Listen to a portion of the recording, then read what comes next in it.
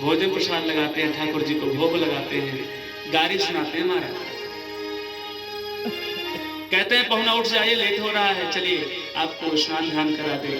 ठाकुर जी से मूर्ति से बोलते हैं, प्रेम देखिए, ऐसा प्रेम है। अयोध्या जी में मम्मू जी आते थे, अब तो पधार गए, शरीर छूट गया उनका। अयोध्या जी में आते थे, कहते थे कि मैं अपने बहन के यहाँ जा रहा हूं। अयोध्या जी में रह करके अयोध्या जी का जल नहीं पिए महाराज, ना ना। अयोध्या जी के क्षेत्र से, गोरखपुर के क्षेत्र से इधर वो कभी जल ही नहीं पिए, क्योंकि अपने बहन का जल नहीं पी सकता। हमारे पहुना है, हमारे मान्य है, विप्र है, उधार हो जाऊंगा, ये प्रेम है। कभी अयोध्या का नमक नहीं खाए, जल नहीं पिए वो, इसलिए अपना बक्सर बिहार में आश्रम बनवा लिए थे। वहां से अपने बहन के क्षेत्र में रहूंगा, बहन की सेवा करूंगा, माँ जानकी को मान लिए। तो भगवान श्री कृष्ण और राम ऐसे हैं कि भक्तों के, कोई माताएं देखिए लड्डू गोपाल को पालन करती हैं अपने बेटे के तरीके से। देखिए आप लोग लड्डू गोपाल को देखिए, सेवा करते हैं बेटा मान करके। ये भाव होना चाहिए, इसको कहते हैं भक्ति। भक्ति का अगर आप लोग कभी एहसास किए होंगे, बंधुमत और रियलाइज किए होंगे ना, तो भगवान के सामने जब आप कभी गए होंगे और आपका मन या तो बहुत दुख हुआ होगा और या तो आपका मन बहुत प्रसन्नचित होगा, तो भगवान के सुंदर रूप को देख करके आंख से आंसू आ जाते। आप वृंदावन जाएंगे, अयोध्या जी जाएंगे, कनक बिहारी सरकार की दिव्य शोभा को देख करके, हनुमानगढ़ी सरकार जाएंगे, हनुमान जी को विग्रह देख करके भक्ति में ऐसी हृदय में प्रस्फुट होती है, उभरती है कि आंख से, नेत्र से आंसू आ जाता है महाराज। मन कहता है, हृदय कहता है कि सारी दुनिया का सारा काम नाम छोड़ करके अब यही रह जाए, अब कहीं ना जाए। वो भक्ति है। जहां बाणी चुप हो जाए, जैसे किसी के घर में कोई जवान बेटा पधार गया जिसकी कोई सूचना नहीं थी, लोग कहते हैं अरे कल शाम को तो मुझसे मिला था, कोरोना काल में क्या हुआ, अरे भैया हेलो सीताराम, वो पधार गए, अरे कल तो मुझसे मिला था शाम को। जुबान वहां पर बंद हो जाती है। आवाज यानी कि वाक मतलब होता है बाणी, आ माने अवाणी, अबाणी बाणी सब संपन्न हो जाती, खत्म हो जाती, जहां पर व्यक्ति अचक हो जाता है, अरे कैसे हो गया, बाणी तक नहीं निकलती जुबान से, वहां पर कहते हैं भक्ति।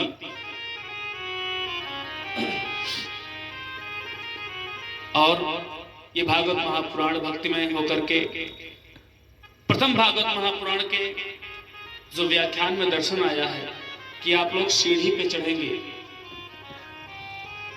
उत्तर प्रदेश के सीतापुर जनपद में नैमिषारण्य के तपोभूमि पर प्रथम प्रसंग ये 88,000 शौनकादिक ऋषियों को श्री सूत जी महाराज सुनाए भागवत महापुराण कथा।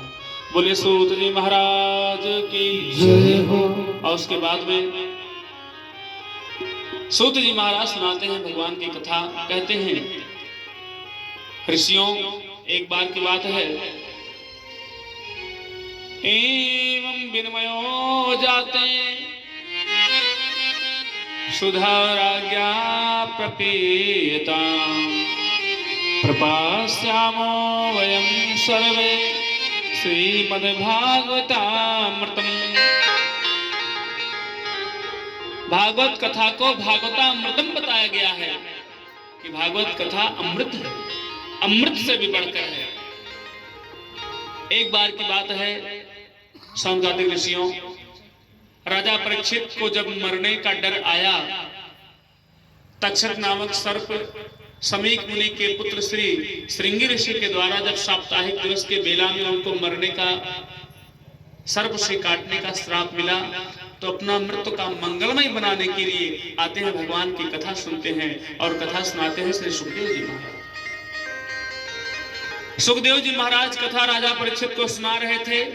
उनको श्राप मिल गया था कि तक्षक नामक सर्प काट लेगा। कथा सुना करके मंगलमय जीवन बता रहे थे कि हृदय में कोई कष्ट ना रहे। उसी के बीच में देवता लोग अमृत का कलश लेकर के आते हैं सुखदेव जी के पास और कहते हैं, प्रभु राजा परीक्षित को मरने का डर है ना, इनको लीजिए, आप जो भागवत कथा सुना रहे हैं तो भी मर जाएंगे, इसलिए इनको अमृत पिला दीजिए। और ये भागवत कथा हमको पिला दीजिए, हम सुन लें। सुनिए, ये जो भागवत कथा आप लोग सुन रहे हैं, आदमी सुनने के लिए अवॉइड कर सकता है। जो नहीं पढ़ा है वो जानेगा क्या, और सुनना भी नहीं चाहता। अब क्या बताएं, वास्तव में शास्त्र अगर सही है और मानते हैं और हम सही है बंधु माताओं, तो शास्त्र में लिखा है कि जो धरती पर मानव लोग ये भगवान की कथा सुन रहे हैं ना, स्वर्ग में देवताओं को नहीं मिलता है। स्वर्ग में अगर मिलता तो सुखदेव जी महाराज जी के सामने राजा परीक्षित को जो कथा सुना रहे थे, तो देवता लोग वहां पर अमृत का कलश लेकर के नहीं आते। सुखदेव जी महाराज, उनकी वाणी चुप हो गई, अवाक हो गए। क्यों?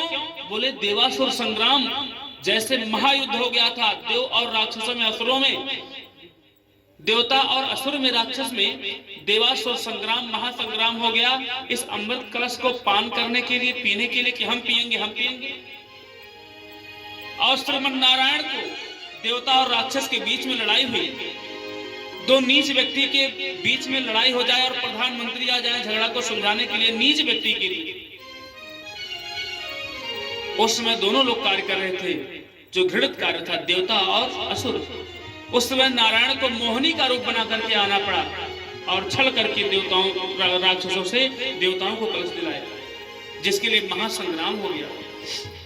और महासंग्राम से निकला हुआ अमृत कलश आज हमको देवता लोग बिना कहे, बिना बुलाए ला के दे रहे हैं। कहते हैं इसमें कोई राज है जरूर। कहते हैं अरे ठगियों, सुखदेव जी महाराज समझ जाते हैं कि भगवान की कथा अत्यंत दुर्लभ है और